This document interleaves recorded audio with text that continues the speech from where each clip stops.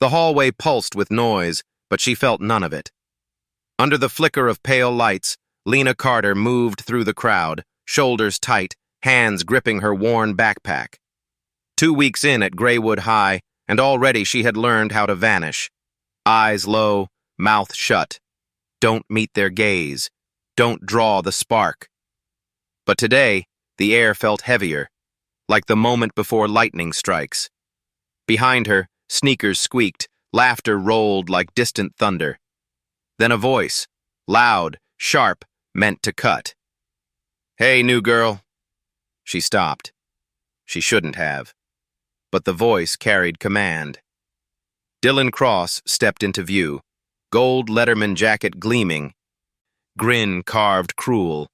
A polished baseball bat hung from his hand like an ornament of power.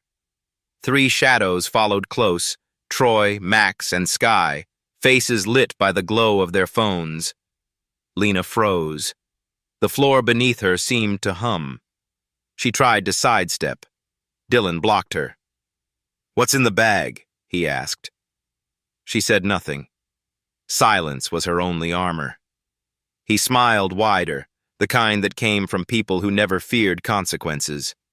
One tug, and the bag tore free. Books spilled across the tiles. The sound echoed like breaking glass. A ripple of laughter. A chorus of phone cameras. Red recording lights. The circle closed in. Lena crouched to gather her books, her hands trembling. A shoe kicked them away. Another laugh. "Carrying bricks? Planning a fight?"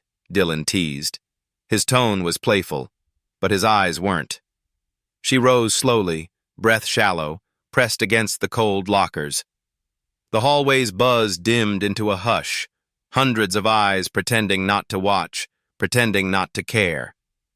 A teacher stood at the far end, Mr. Harlow, science faculty, gray coat and tired eyes. His hand lifted halfway, then dropped. He turned away. Lena felt it, the weight of every silent adult, the kind of silence that made cruelty grow teeth. The bat knocked once against the locker behind her, a hollow clang. Her heart jumped. "You want to walk here?" Dylan asked, voice low. "You pay the toll." He lifted the bat higher, the polished wood catching the light. The name Cross Foundation was etched in silver across the handle, a symbol of ownership, of protection, of power. Lena's breath came fast. Her pulse beat behind her eyes. No one stepped forward. No one spoke. Phones hovered. Faces stared. The air was a trap. The bat rose again, and for a heartbeat, she looked straight at him. Not with defiance, but with something deeper. A promise that this would not end here. Then the swing came down. A flash. A sound like thunder cracking bone. Darkness. Sirens split the afternoon sky. The stretcher rolled fast through the hospital corridor, wheels clattering across white tile. The air smelled of antiseptic and fear. Monitors beeped. Voices called codes. Her name, Lena Carter, echoed down the hall like a prayer already half forgotten. "Head trauma," barked Dr. Samuel Knox, eyes sharp beneath the hospital's cold light. "Oxygen, now!" A mask lowered, tubes connected. The monitor flickered, a fragile green pulse. Nurse Elise whispered under her breath, "She's just a kid." Knox didn't answer. He read the scan, jaw tight. But before he could sign, a phone on the counter buzzed. Elise hesitated, then picked up. The voice on the other end was calm, controlled, authoritative. "This record must list accidental fall," the voice said. "No mention of violence." She froze. "Who is this?" "You've already spoken with administration. Update the chart." The line went dead. Dr. Knox looked up as Elise trembled, the phone still in her hand. "Who was that?" She shook her head. "They said, from the board." The silence that followed was heavier than the alarms. Finally, Knox sighed and typed. The cursor blinked. Cause, fall. Truth buried under protocol. Past midnight, the ward was quiet. Outside the ICU window, rain tapped against the glass, slow and steady. Inside, the monitors hummed like distant engines. Mara Carter stood alone at the bedside. Her coat hung loose on her shoulders, still damp from the storm. Her hands, calloused from years of fieldwork, trembled slightly as she brushed a lock of hair from her daughter's forehead. Lena lay still, wrapped in white, lips pale. A bruise spread along her temple like a shadow that wouldn't fade. Mara's eyes traced the monitor, the faint heartbeat, a rhythm she refused to let stop. On the table beside her, the chart glowed under fluorescent light. One line in bold. Fall. A lie she could feel like a thorn under her skin. She picked up the file, flipped the pages, read the words again and again, as if sheer will could make them change. Then she whispered, "They think silence will save them." Her voice cracked, but her eyes hardened. She turned from the bed, phone already in her hand. Her reflection in the glass was a soldier again, not a mother. A storm waiting for a target. She dialed. A man's voice answered, rough with sleep. "Hello?" "Detective Rowan," she said.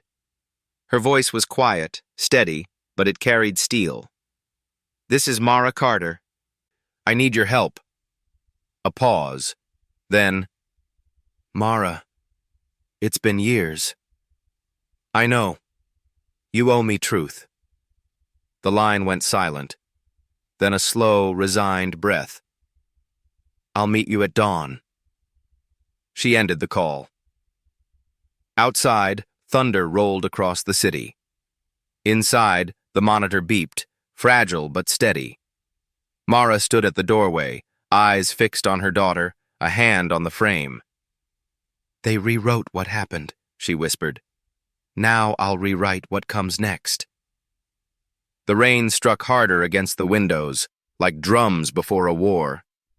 Somewhere deep in the hospital, a generator hummed.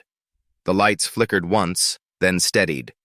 A storm was forming, and Mara Carter was its center.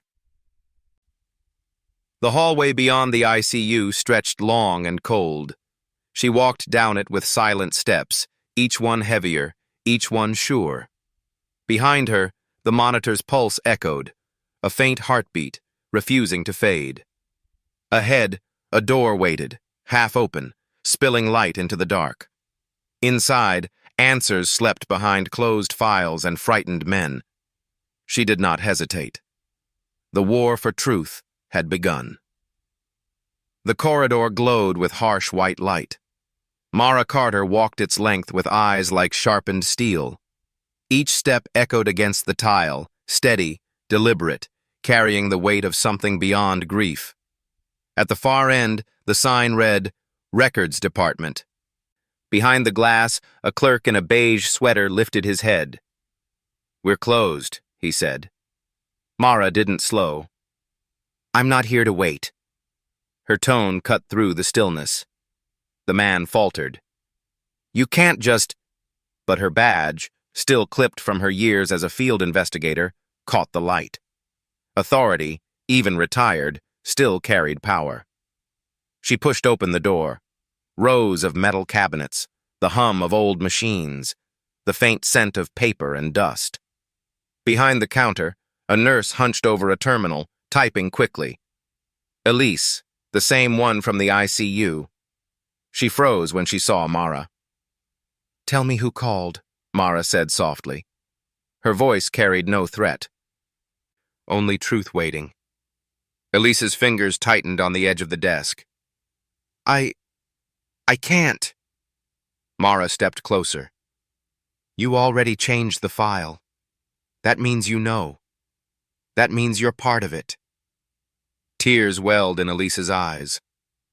"They said it was policy, that the report needed adjusting." Mara's jaw locked. "Policy doesn't erase blood." The room fell silent except for the hum of the fluorescent light. Elise glanced at the closed door, then leaned closer. It was a voice from the district office. Said they were acting on behalf of the Cross Foundation. They wanted the word assault gone. The name hit like a hammer. Cross Foundation, the same one engraved on the bat. Mara's throat tightened. The threads were forming, pulling tight. "Did you save the original report?" she asked. Elise hesitated, then, with a trembling hand, opened a drawer. A single sheet lay hidden beneath a stack of files, ink smudged, but clear. Cause: blunt force trauma. Source: object strike. The truth: buried, but still breathing. Mara folded the page carefully and slid it into her coat. Elise whispered, "They'll know I helped you. They'll know someone still remembers what's right." For a moment, the nurse looked up, her face pale, but her eyes alive. A spark of courage flickered.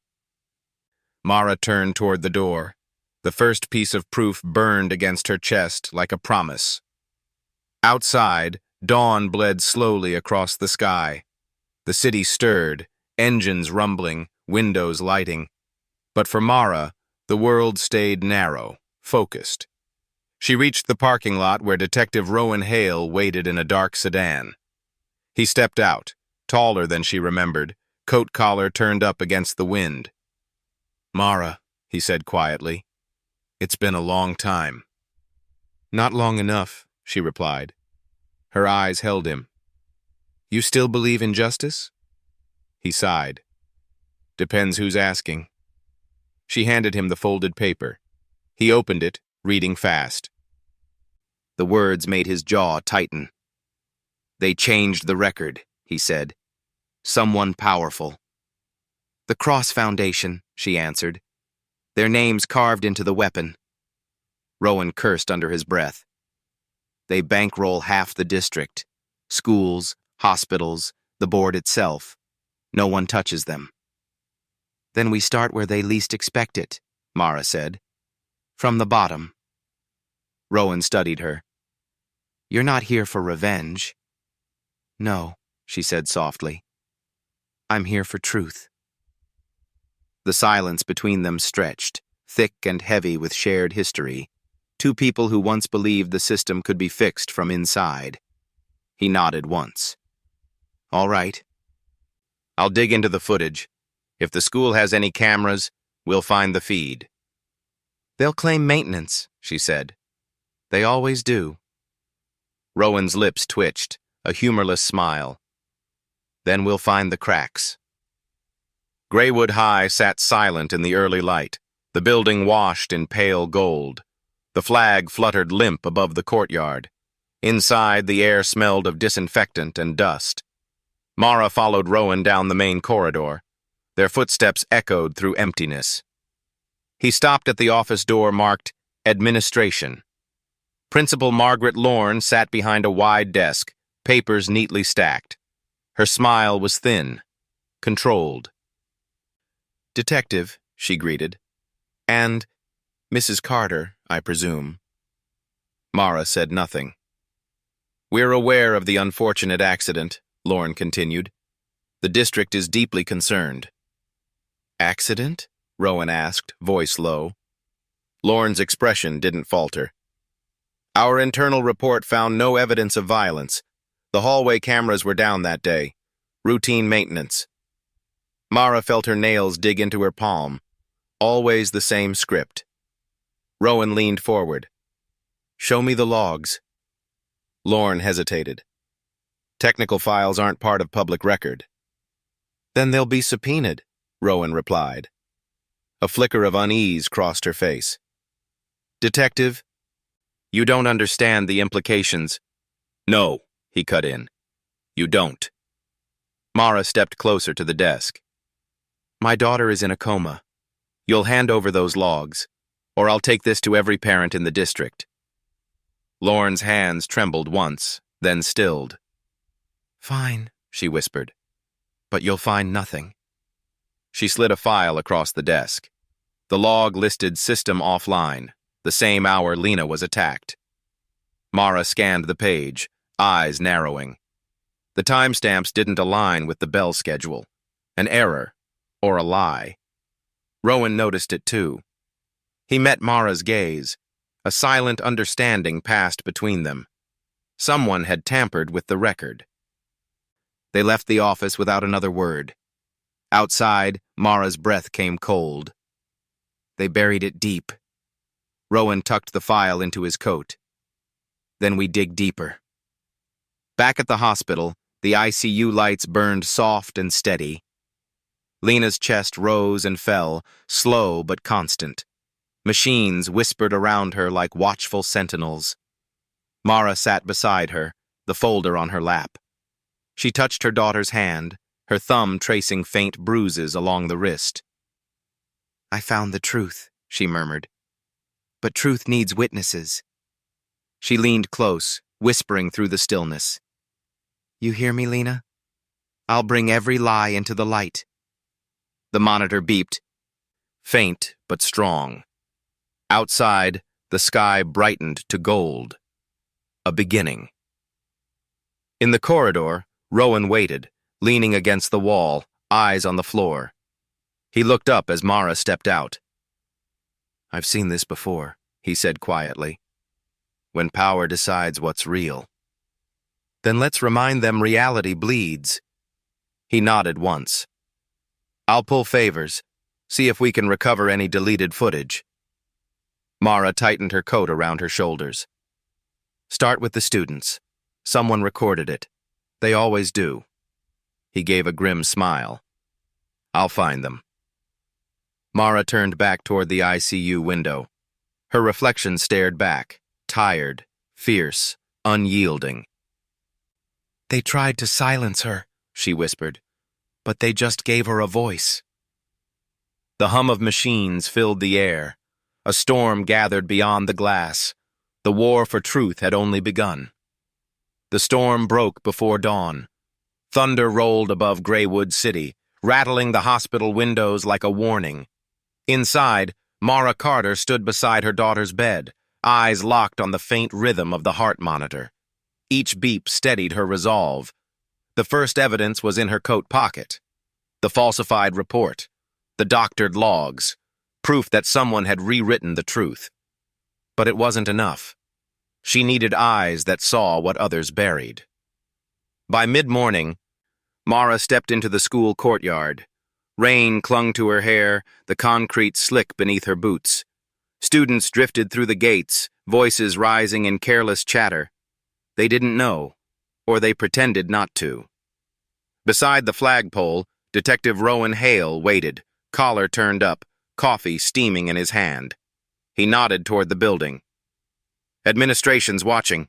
You're a threat now." Mara's eyes didn't waver. "Good.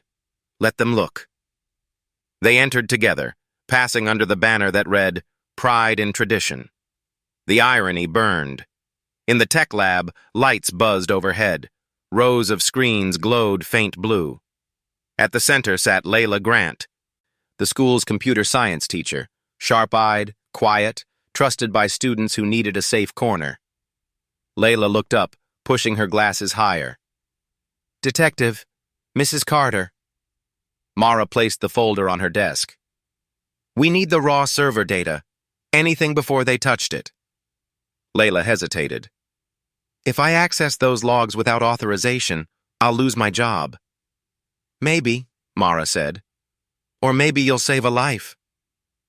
Silence stretched. Then Layla exhaled and turned to the keyboard. Her fingers flew across the keys. Lines of code scrolled down the screen. Rowan leaned in. "What can you see?" Layla's eyes narrowed. "Maintenance log was altered. Timestamp modified 2 hours after the incident, and there's a hidden directory, locked, encrypted." "Can you open it?" Mara asked. Layla's lips tightened. "I can try." Minutes passed. The hum of the fans grew louder. Rain tapped against the window like a ticking clock. Then the screen flashed. A folder appeared. Archive A17. Layla clicked. The playback window loaded. The grainy footage came to life. The hallway shimmered under fluorescent light. Students crowded around. A girl pressed against the lockers, a figure in a gold jacket, the glint of a swinging bat. Mara's breath caught. Her daughter. Her fall. The silence that followed.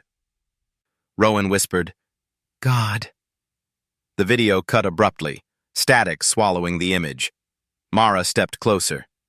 "Save it." Layla nodded, copying the file onto a portable drive.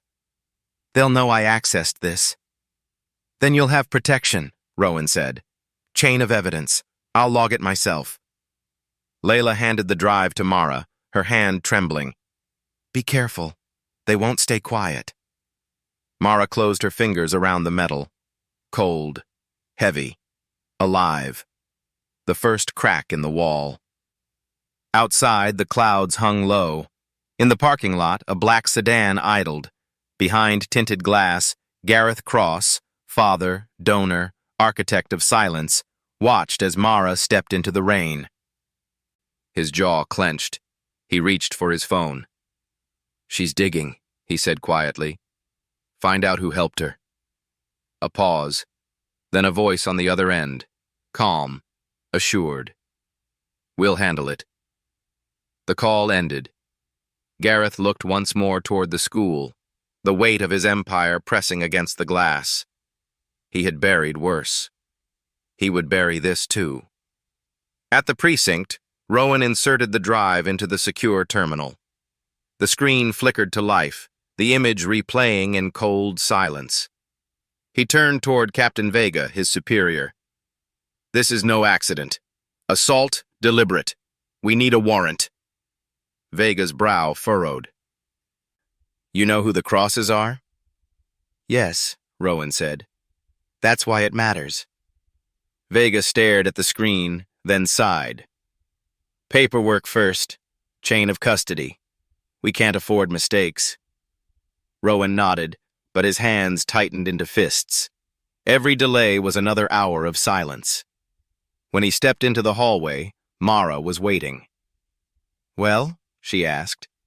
He handed her a copy of the signed log. "We'll file for a search warrant, but it'll take time." Mara's eyes stayed hard. Time is what they're counting on. That evening, the rain stopped. Gray clouds parted to reveal a thin line of light. Mara returned to the hospital, the drive hidden in her bag. In the ICU, Lena's breathing was steady, the monitors pulsing like a distant drum. Mara sat, holding her daughter's hand. "I saw it," she whispered. "They can't hide it anymore." For the first time, Lena's fingers twitched. A faint movement, barely there. Mara froze, eyes wide. "Lena?" Her voice broke, fragile and sharp. The fingers stilled, but hope flared. She leaned forward, tears brimming. "You hear me? You know." Outside, the wind shifted, rattling the window blinds. A sign. Or a promise. Later, in the staff lounge, Nurse Elise approached quietly, glancing over her shoulder. "They've been asking questions," she murmured. "About who spoke to you, who touched the file." Mara nodded slowly. "Then they're afraid." Elise swallowed. "There's more. The doctor on duty that night, he recorded every call on his digital stethoscope. It's automatic." Mara's heart quickened. "You think he still has it?" Elise nodded. "He's on shift tomorrow." Another thread. Another opening. Mara thanked her with a quiet squeeze of the hand. Across town, in an office lined with awards and mahogany, Gareth Cross stood before a window overlooking the city. His reflection stared back, smile gone, mask slipping. He turned to his assistant. "Reach out to Principal Lorne. We need alignment. No leaks." "Yes, sir." "And find the teacher in the tech lab. Make her an offer. Or a warning." The assistant hesitated. "If she refuses?" Then we remind her who pays the lights. Gareth's gaze drifted to a photo on his desk. His son, Dylan, grinning in his team jacket. He pressed the frame face down. Night draped the city in shadow. Mara sat alone in the ICU, the hum of machines surrounding her like a low chant. The evidence drive rested in her palm, small but burning with truth. She closed her eyes, breathing steady, the rhythm matching her daughter's. Footsteps echoed in the hall. She turned. Rowan appeared at the doorway, coat damp, eyes weary but lit with resolve. "The warrant's in motion," he said. "Tomorrow, we go after the board." Mara rose slowly. Then tomorrow, they meet the truth. The two stood in silence, the fluorescent light flickering above, casting long shadows on the floor. Through the window, the first stars broke through the clouds. The storm was clearing, but what came next would be fire. Mara looked once more at her daughter, her voice a whisper. "They took your voice. Now we'll make the world hear it." The heart monitor beeped steady, alive. Outside, a door opened down the hall, soft, unseen, and somewhere in the dark, someone was listening. The knock came before sunrise, 3 quick taps, a pause, then another. Mara Carter opened the hospital lounge door to find Layla Grant standing in the hall, her coat damp, eyes wide with fear. "They came last night," Layla whispered. "2 men in suits. Said they were from district security. Asked what I'd accessed, who I'd spoken to." Mara's jaw tightened. "What did you tell them?" "Nothing." Layla's voice trembled. "But they knew. They mentioned the archive folder." Mara guided her inside, closing the door behind them. The coffee machine hummed softly in the corner, a small sound in a room heavy with truth. "They're scared," Mara said quietly. "That means we're close." Layla sank into a chair, wringing her hands. "I didn't sign up for this war." Mara crouched beside her. "Neither did my daughter." For a long moment, the only sound was the distant rhythm of monitors from the ICU. Then Layla looked up, eyes steadying. "What do you need me to do?" "Help me show the world." Later that morning, Detective Rowan Hale stood before the county judge, the drive in his hand. The footage played on the monitor, grainy, brutal, undeniable. The gavel struck once. "Search warrant approved," the judge said. "Effective immediately. District offices, Graywood High administrative systems, and all digital correspondence." Rowan exhaled slowly. Step 1. As he walked out into the cold morning air, reporters gathered near the courthouse steps, sensing a story stirring beneath the surface. One voice called out, "Detective Hale, does this relate to the Carter case?" He didn't answer. But silence, in the presence of truth, was louder than denial. By noon, whispers had become headlines. Local student in coma, district files under review. Video footage may reveal cover-up. Inside the hospital, nurses huddled near televisions, eyes wide. Parents texted in private groups. Students shared posts online, the clip spreading like wildfire before official takedowns could reach it. Hashtags formed. Hashtag Hear Lena. Truth in Graywood. Mara watched the screens from the ICU hallway, her face unreadable. Elise approached, clutching a folded paper. "They're calling a board meeting tonight," she said. "Closed session. District officials, foundation reps, no press." Mara nodded slowly. "Then we'll bring our own light." That evening, the Graywood district office glowed with sterile light. Guards at the entrance scanned badges, faces blank. Inside the boardroom, men and women in dark suits sat around a polished table. At its head, Gareth Cross leaned back in his chair, expression smooth as glass. "The footage is incomplete," he said calmly. "Easily dismissed. We control the narrative. Principal Margaret Lorne shifted uneasily. "Sir, the parents are talking. The media—" Gareth raised a hand. "We will announce an internal investigation.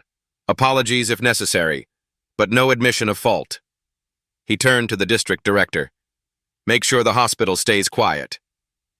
Before anyone could reply, the doors opened. Mara stepped inside. She wore no badge, no invitation, only certainty. Rowan followed behind her, warrant in hand. Gareth rose slowly, a faint smile curling.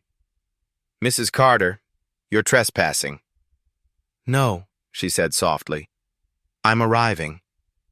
Rowan placed the papers on the table. "Court order. We're seizing all digital records related to student safety incidents in the last 6 months." A ripple moved through the room, murmurs, shifting chairs. Gareth's smile didn't fade. "You think one video changes anything?" Mara stepped closer, her voice low but clear. "It changes everything when the truth breathes." He leaned in, whisper sharp. "Careful, Mrs. Carter. Battles like these leave casualties." "So do lies," she said. Rowan's team began collecting hard drives, servers, folders. Gareth's jaw tightened. As Mara turned to leave, her eyes caught Lorne's. The principal looked down, shame flickering like a candle about to go out. Outside, the flash of cameras waited. The next morning, Graywood High buzzed with tension. Students whispered in clusters. Teachers avoided eye contact. On the walls, posters demanding justice appeared overnight, handwritten and raw. "We saw. We remember. We won't be silent." In the media club room, Layla sat with 3 students, Noah, Aisha, and Camila, their laptops open, screens filled with footage fragments. "We've been archiving everything," Noah said. "Every repost, every comment before deletion." Aisha added, "They're using bots to flag content, but we backed it up." Layla glanced at Mara, who stood in the doorway. "They're brave," she said softly. Mara stepped inside, eyes scanning the screens. Each frame was a truth reborn. "Can you compile a timeline?" she asked. Camilla nodded. "Yes, ma'am. Every second. From the bell to the fall." "Good," Mara said. "Then tonight, the world will see what they buried." The room hummed with quiet purpose. Outside, thunder rolled again, distant but building. By evening, the hospital waiting room overflowed. Parents, reporters, students, they gathered around the screens as local news aired the first official segment. The anchor's voice was solemn. "New evidence suggests Graywood High may have concealed an assault resulting in critical injury. Investigators confirmed tampered records and altered surveillance data." Mara stood near the window, arms folded, eyes fixed on the screen. Behind her, Elise whispered, "It's happening." Mara nodded. "It's only beginning." The broadcast shifted to a still image of Lena, smiling in her school uniform. For a heartbeat, the room fell silent. Then came the ripple, voices rising, anger mixing with grief. Across town, in his office, Gareth Cross watched the same report. The glow of the television cast hard light across his face. His phone buzzed. A message. Board divided. 2 members ready to speak. He stared at the words, fingers tightening. Power, once absolute, was splintering. He turned off the screen, the reflection of his own eyes staring back in the black glass. That night, Mara sat beside her daughter again. The beeping steady, the air thick with quiet. She spoke softly, a confession carried on breath. "They see you now, not as a name in a file, but as a voice they tried to erase."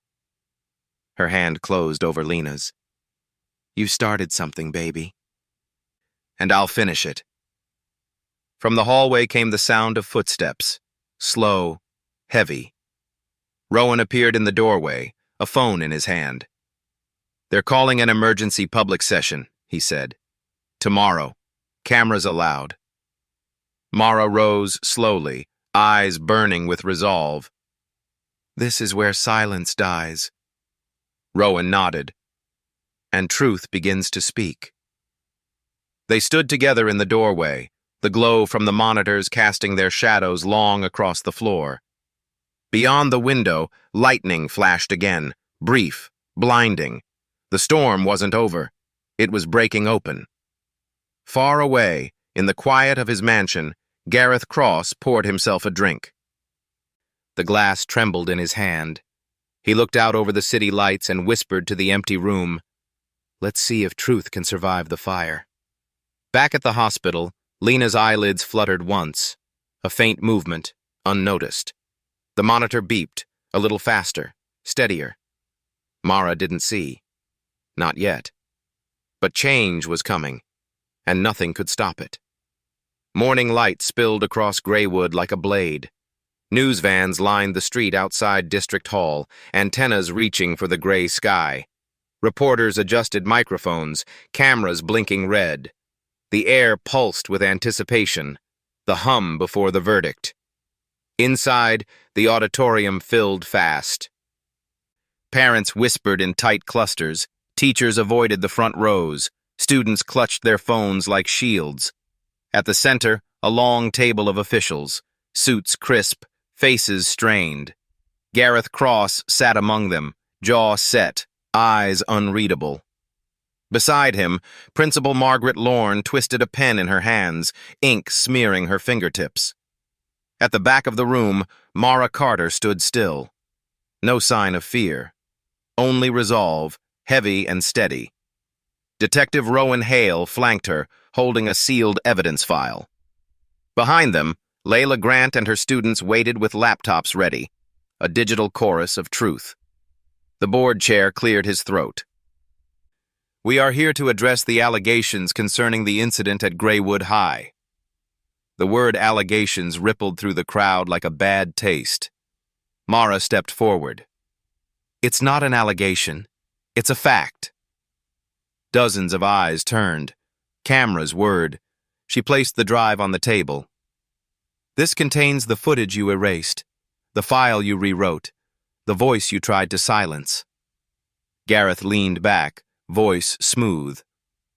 "Mrs. Carter, grief can distort memory." Rowan cut in. "Save it. The warrant stands.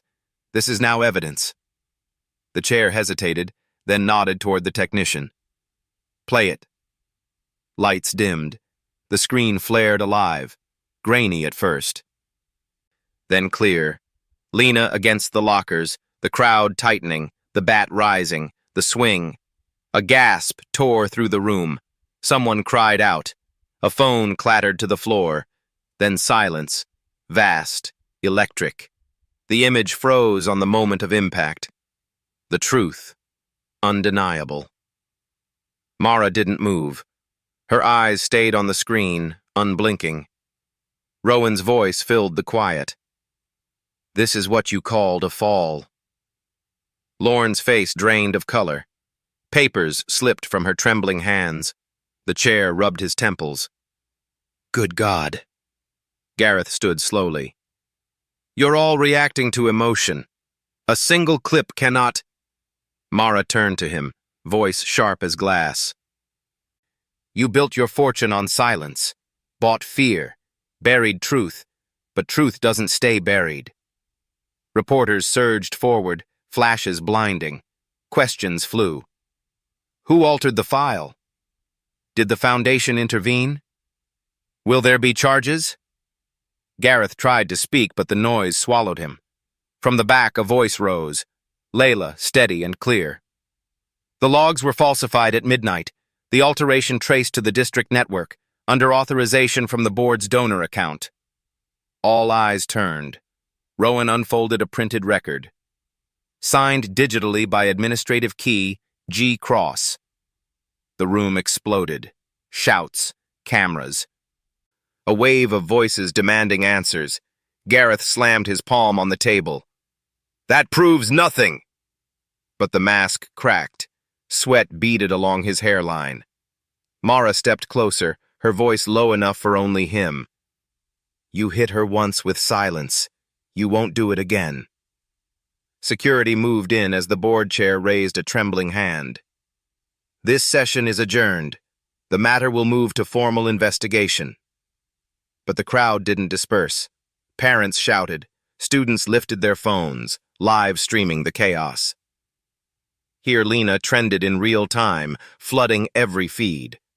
Lorne stood slowly, eyes glistening. I received instructions. From above. I followed orders." Mara's gaze locked on her. "And you chose comfort over courage." Tears slipped down the principal's cheeks. She whispered, "I'm sorry." For the first time, apology felt like evidence. Outside, the rain began again, soft, persistent, cleansing. Mara stepped into the downpour, cameras flashing, voices calling her name. She didn't answer. She didn't need to. Truth had spoken for itself. Rowan joined her beneath the awning. "The prosecutor's office will open a criminal case. Tampering, obstruction, assault." Mara nodded. "It's not over." "No," he said. "But the wall's cracking." She looked past the crowd toward the horizon, where thunder rolled low. "They'll fight harder now." They always do before they fall. That night, the hospital was quiet. In the ICU, machines glowed soft green. Mara sat by the bed, her clothes still damp from rain. She replayed the footage in her mind. The swing, the silence, the gasp.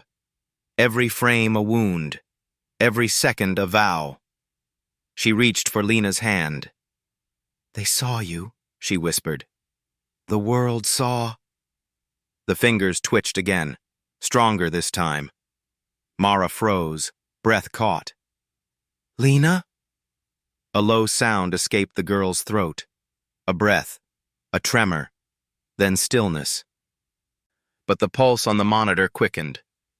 Beep, beep, beep. Tears filled Mara's eyes. She pressed her forehead to her daughter's hand. "You're coming back." Behind her, footsteps approached. Elise stood in the doorway, smile trembling. "She's responding," the nurse said softly. "It's the first sign." Hope, fragile and fierce, filled the room. Mara exhaled, voice breaking. "Hold on, baby. The fight's not done." Across the city, Gareth Cross sat alone in his office. The lights were off, only the glow of a single lamp. On the desk, his phone buzzed with messages, reporters, lawyers, board members. He ignored them all. He stared at the photograph of his son, Dylan, taped to the corner of the monitor. The grin, the arrogance, the legacy. He whispered, "You were supposed to be untouchable." His reflection in the dark glass answered nothing. In the silence, he reached for the bottle on the shelf, poured, drank. Outside, lightning flared, brief, white, merciless. Morning crept over Graywood. News broke fast. District Board under criminal review. Foundation questioned for interference. Screens across the city flashed the image of Lena, the girl who refused to disappear. In the hospital hallway, reporters waited, respectful, hushed. Mara walked past them without speaking, Rowan beside her. "She's stable," he said quietly. "Doctors are hopeful." Mara nodded. The air smelled of antiseptic and rain. In her pocket lay a copy of the court order, the first of many. She whispered, more to herself than to anyone, "Truth has breath now." Rowan glanced at her. "And soon, it'll have a voice." Back inside the room, the monitors blinked softly. Lena's eyes moved beneath closed lids. A whisper of consciousness. A heartbeat rising. Mara stood at the window, sunlight breaking through the clouds. A reflection stared back. tired, scarred, unyielding. The storm outside was far from over, but for the first time, the light was breaking through. She turned toward her daughter. "Rest," she said. "The world's listening." The monitor answered with steady rhythm. Beep, beep, beep. And somewhere deep within the quiet, a voice began to stir. The courthouse smelled of dust and old paper. Sunlight streamed through narrow windows, casting long stripes across the polished floor. Rows of benches filled with parents, reporters, and quiet spectators, each one holding their breath, waiting for justice to speak. At the front, Mara Carter sat beside Detective Rowan Hale. Her coat was neat, but her hands were tight in her lap. Across the aisle, Gareth Cross entered with his attorneys, a polished team in dark suits. His jaw was clenched, his smile fixed, a man still clinging to the illusion of control. The clerk called the session to order. Judge Eliza Monroe took her seat, her gaze steady and sharp. This court convenes to hear preliminary arguments in State of Graywood versus Cross Foundation and associated parties, charges of obstruction, falsification of records, and interference with investigation. A low murmur swept through the room. Mara's heart hammered, but her face stayed calm. She'd fought in shadows. Today, the fight stepped into light.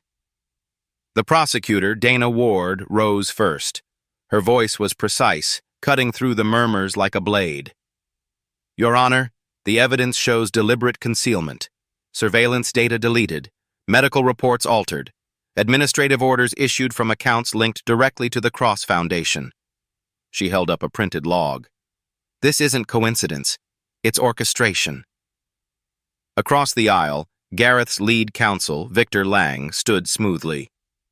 "The prosecution's case rests on circumstantial data, timestamps, unverified logs, emotional assumptions. My client is a philanthropist, not a criminal."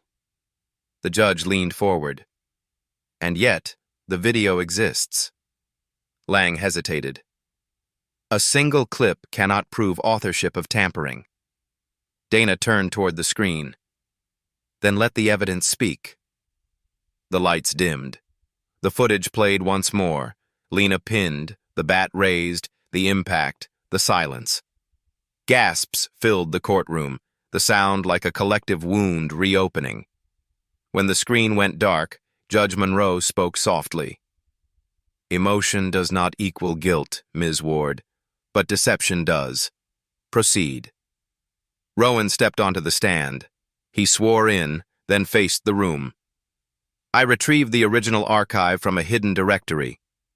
The alteration log matched a signature key assigned to the district's donor account, Cross Foundation." Lang crossed his arms. "Do you have proof Mr. Cross personally ordered the change?" Rowan met his gaze. "We have correspondence between his legal office and the hospital administration, emails directing staff to modify the report." Dana handed over printed copies. The judge scanned them, expression unreadable. Lang objected, voice rising. "Chain of custody." "Overruled," Monroe said. "The evidence stands." Mara closed her eyes briefly, a silent breath of thanks. The walls of silence were cracking. At midday recess, the hallway outside buzzed with noise. Reporters clustered around Mara, microphones flashing. "Mrs. Carter, how do you feel seeing the footage admitted? Do you believe Cross will face prison? Has your daughter regained consciousness?" Mara stopped at the top of the courthouse steps. The sun glared white across the square. She spoke softly, but every word carried. "This isn't about punishment. It's about truth. My daughter's life was rewritten in a file. Today, we write it back."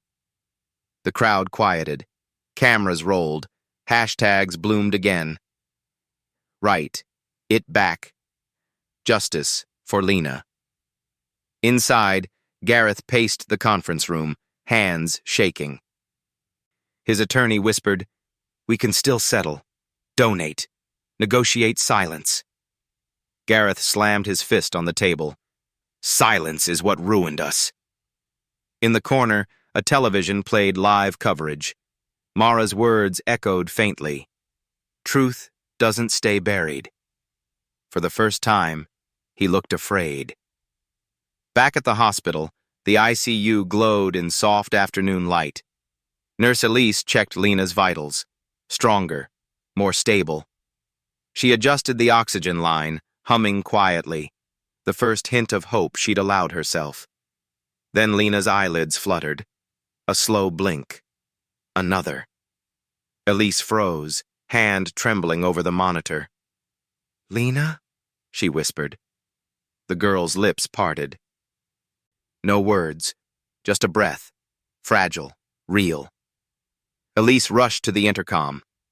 Dr. Patel to ICU. Patient Carter responding. Across town, Mara's phone buzzed.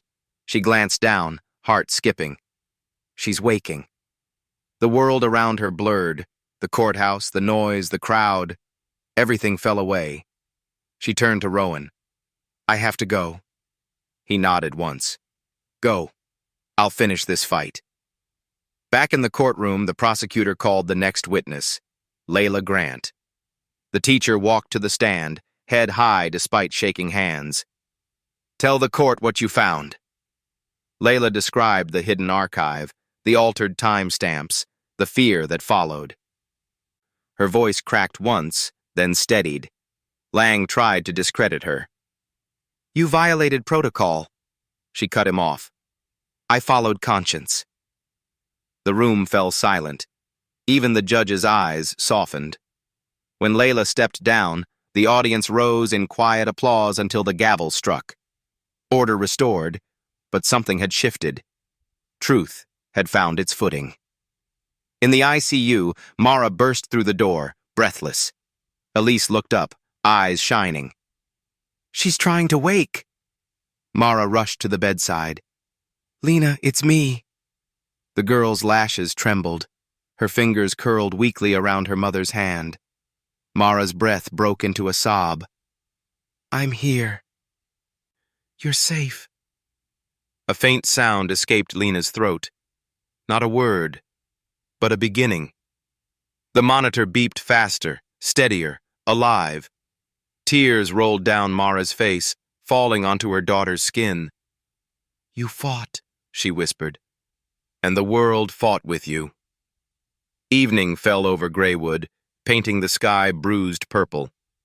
In the courthouse, the judge set the next date, a formal indictment hearing, witnesses to testify under oath. Rowan gathered the files, the weight of progress heavy in his hands. Outside, cameras flashed again. Voices shouted questions. He said nothing. Some truths didn't need repetition. At the Cross estate, lights burned late. Gareth stared at the stacks of subpoenas on his desk. His phone buzzed. Unknown number. He answered. A woman's voice, calm, deliberate. Mr. Cross, we represent several parents. You'll be facing civil litigation as well. Silence won't buy peace anymore. The line clicked dead. For the first time, he sat back, hands trembling. The empire was bleeding. In the hospital, night settled quiet and warm. Mara sat beside the bed, her fingers still entwined with Lena's. The machines hummed soft lullabies. Lena's lips moved again. A whisper. A single word. Mom. Mara's eyes widened. Her heart cracked open. I'm here, she breathed. Always. Outside the window, the city lights flickered, like stars refusing to die. The storm wasn't over, but for the first time, light filled the cracks. And in that fragile, luminous silence, the fight for truth became a fight for healing. Morning light flooded the hospital corridor. For the first time in months, Mara Carter walked toward her daughter's room with steady steps, not fear. Inside, the machines hummed low. Lena sat propped against the pillows, eyes open, fragile but awake. Her skin was pale, but her voice, though weak, carried a quiet certainty. I remember, she whispered. Mara's chest tightened. Tell me. Lena's gaze drifted to the window, to the city still waking. He swung the bat. I heard people cheering. Someone said, "Go live." Then everything went black. Each word was a spark in a dark room. Mara took her hand gently. You've done enough. Rest now. The truth is with us. But Lena shook her head. No. I want to tell them myself. Outside, reporters were already gathering. The trial had become a storm, and the world was watching. By noon, the courthouse steps were a sea of signs and cameras. #Justice. For Lena blazed across screens. Crowds pressed close, their voices rising like waves. Inside, the courtroom was full. Parents, students, teachers, press. Even those who once looked away had come to see. Mara entered quietly with Detective Rowan Hale and Attorney Dana Ward. But when the doors opened again, silence fell. Lena walked in, supported by a nurse, each step slow but certain. The jurors turned. The judge's eyes softened. Even Gareth Cross looked up, startled, as if the ghost he'd buried had come back to stand in the light. She took the witness stand. Dana approached gently. Lena, are you ready to speak? The girl nodded. Her voice trembled, but it didn't break. I was walking to class. They surrounded me. Chase lifted the bat. I tried to run, but there was nowhere to go. He said I didn't belong here. Then he hit me. The courtroom froze. Lena's fingers clutched the edge of the chair. I heard the teachers watching. No one moved. They let it happen. She paused, breathing shallow. I woke up and they said I fell. They erased what he did. Her eyes met Gareth's. But the truth doesn't go away. You just buried it alive. The silence was electric, heavier than shouts. The defense tried to object, to slow the damage. But the jury had seen enough.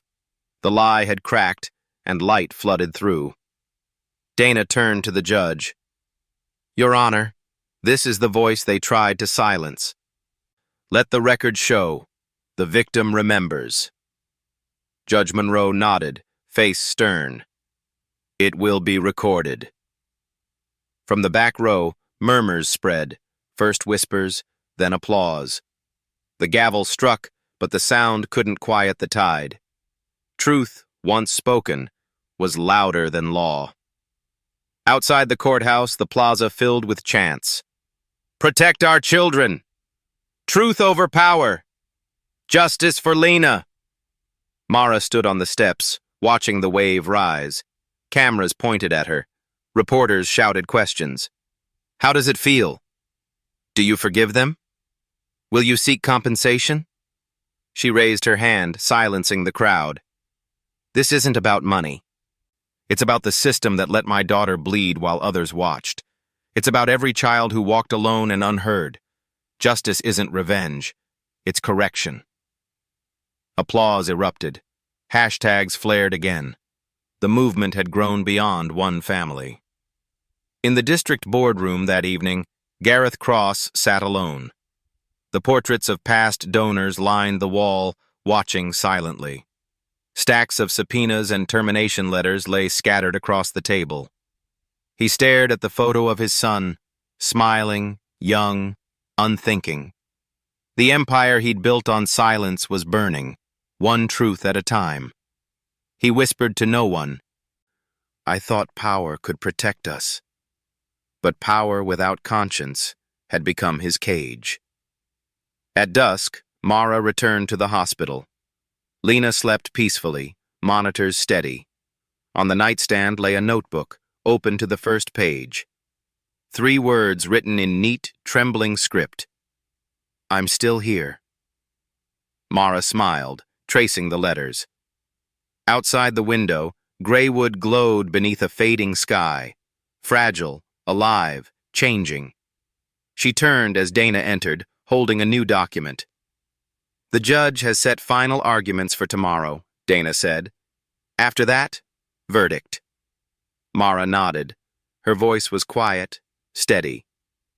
"We're ready." The next morning, the courthouse brimmed with tension. Judge Monroe's robe swept across the floor as she took her seat. "Today, we render decision." The prosecution stood first. Dana's voice cut clear and sharp. "They silenced the truth to protect power. They rewrote a child's pain to preserve reputation. But the evidence is here. The video, the weapon, the witnesses, the words. This is not vengeance. It is restoration." She stepped back. Victor Lang rose, voice measured but weary. "My client never intended harm. The system failed. Not one man." But even as he spoke, his words felt hollow, echoes of a structure already collapsing. The judge turned to the bench. "This court will deliberate." She stood, gavel striking once. The sound lingered like thunder over still water. In the hallway, Mara waited with Rowan. Reporters whispered, cameras humming softly. Lena sat beside her mother, hand in hand, head resting on Mara's shoulder. Neither spoke. They didn't need to. Across the hall, Gareth stood alone, staring at the floor, the weight of unspoken confessions pressing down. Time stretched thin. Then the courtroom doors opened. Everyone rose. Judge Monroe returned, file in hand. "The court finds sufficient evidence of willful obstruction, falsification of records, and conspiracy to conceal assault. Formal charges will proceed to full trial. Bail denied." Gasps rippled through the room. Gareth's shoulders sagged. Lang tried to protest, but the gavel struck again. "Order. The truth stands." Outside, daylight broke through heavy clouds. Mara stepped into the sun with Lena at her side. The crowd erupted, cheering, crying, chanting her name. But Mara didn't raise her arms or shout. She simply looked up, the light washing over her face. Beside her, Lena whispered, "Is it over?" Mara squeezed her hand. "No, love, but it's begun." Above them, the courthouse clock told noon, a sound both final and unfinished, marking the end of silence and the start of something new. That night, in the quiet of her home, Mara lit a candle beside the window. The flame flickered softly, fragile, steady, alive. She watched it burn, her reflection dancing in the glass. Justice wasn't swift. It wasn't clean.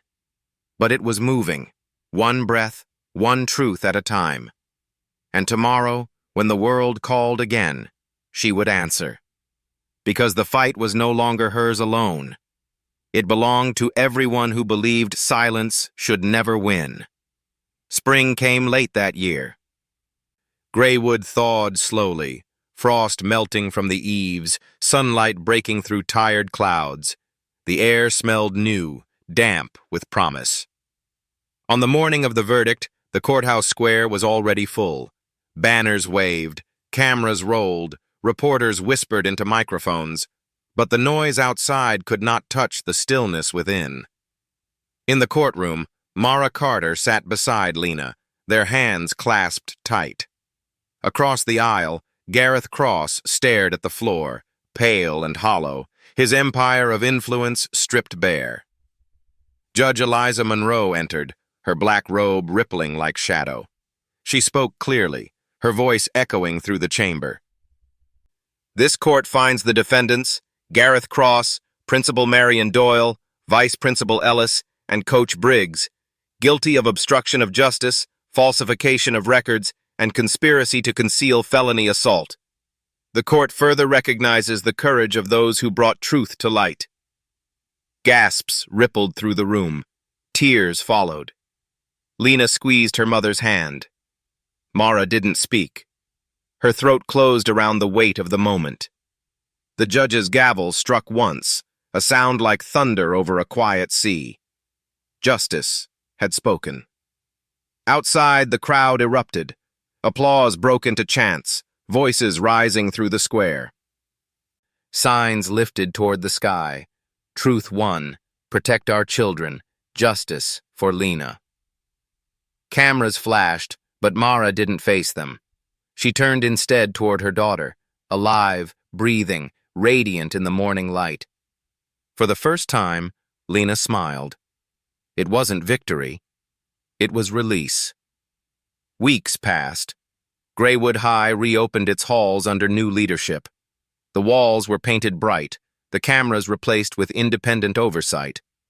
In the main corridor, a plaque hung beneath a glass case. The Lena Carter Initiative. Truth is not a threat. It is a foundation. Every student passed it daily. Some stopped. Some whispered. But all knew what it meant. The silence was broken for good. Mara stood at the dedication ceremony, wearing a simple navy coat. The field behind the school glowed with morning sun. Parents, teachers, and students filled the bleachers, a sea of faces turned toward her. She stepped to the microphone. Her voice was calm, measured, the voice of a soldier after battle. 2 years ago, a child was hurt here. Not just by hands, but by silence. We believed safety meant obedience. We were wrong. Safety means truth, and truth must never be buried again. Applause rolled across the field like wind through trees. Mara turned to Lena, who stood nearby with a folder of papers. The girl's shoulders were still thin, but her eyes were bright, steady with purpose. Lena stepped forward. "I don't remember everything," she said softly, "but I remember being alone, and I remember the moment I wasn't anymore." She looked out at the crowd. "You made sure of that. All of you." Her voice steadied. "So this initiative, these cameras, this board, this voice, isn't just mine. It's ours. For every kid who needs to be seen." The applause became a standing wave. Some cried openly. Others lifted their phones, recording history in real time. In the front row, Detective Rowan Hale nodded quietly. He'd seen too many stories end in silence. This one didn't. Months later, the story spread beyond Graywood. State papers called it the Carter Reform. Other districts adopted the same model: independent oversight, whistleblower protection, transparent records. A new movement rose. Truth in every hallway. Mara traveled to speak at conferences, town halls, schools, not as a warrior now, but as a teacher. She never raised her voice.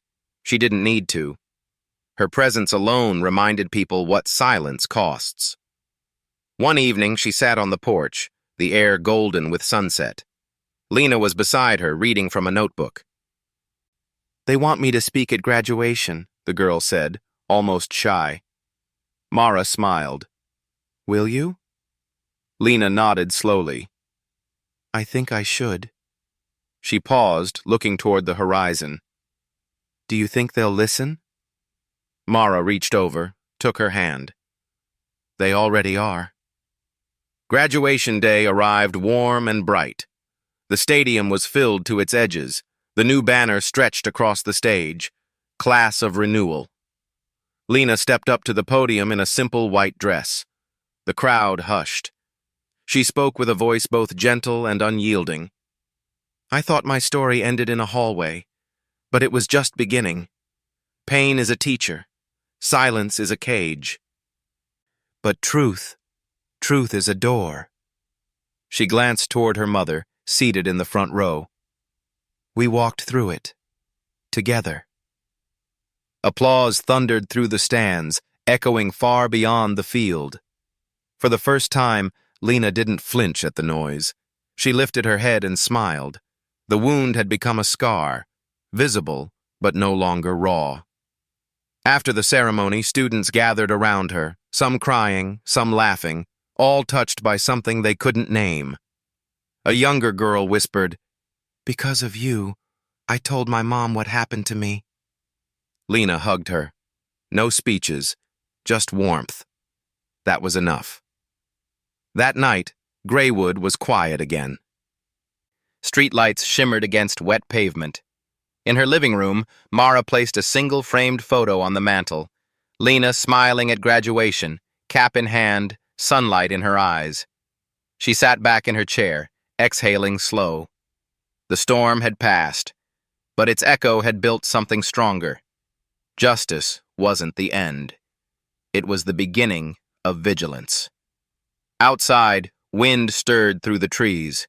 Across town, new cameras blinked to life. Students walked through hallways no longer shadowed by fear. In one of those hallways, a plaque gleamed softly under the lights. The day silence broke. Truth began. Mara stood before it one last time before leaving the school grounds. Her reflection shimmered in the glass, older, weathered, unbowed. Behind her, laughter spilled from the classrooms. A new generation, louder, braver. She smiled faintly. The world would forget headlines, but not what had changed. She pressed her hand to the plaque, whispered, "Be louder than fear." Then she turned, walking toward the sunlight, her shadow stretching long across the floor. Far above, the bell rang, clear, steady, infinite, calling a new day into being. The story was no longer hers alone. It belonged to every voice that refused to stay silent. And in that sound, bright, defiant, endless, the world kept turning.